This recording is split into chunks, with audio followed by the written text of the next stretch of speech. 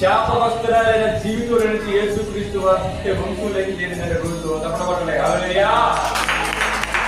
శక్తిమైన జీవితంలో నుంచి ఆశీర్వాదకరమైన మార్గంలోకి వెళ్ళిపోయిన నా ప్రియ కుమారుడు, నా ప్రియ కుమార్తె, దేవుడు నీకు పిలుపునిస్తున్నాడు.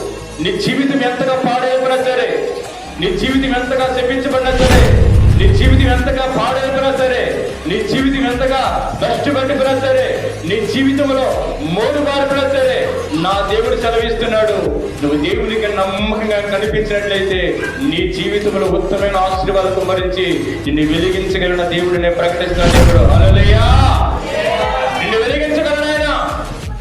ఈరోజు ఆరోగ్యమైన జీవితం కంటే ఉన్నావేమో, మోడు బారిన జీవితం కంటే ఉన్నావేమో.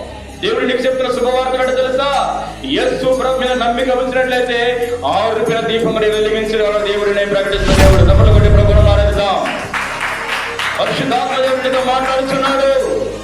ఆయన ఆరుపిన జీవితం కూడా వెలిగించగలిగిన వాడు.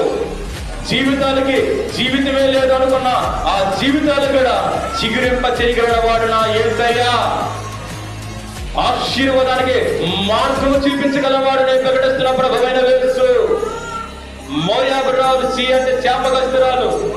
ఒక శాపగ్రస్తురాలిని ఏం చేశాడంటే ఆశీర్వాద ఓటగా మార్చేశాడండి యేసయ్య. ప్రభుత్వం హల్లెలూయా. ఆశీర్వాద ఓటగా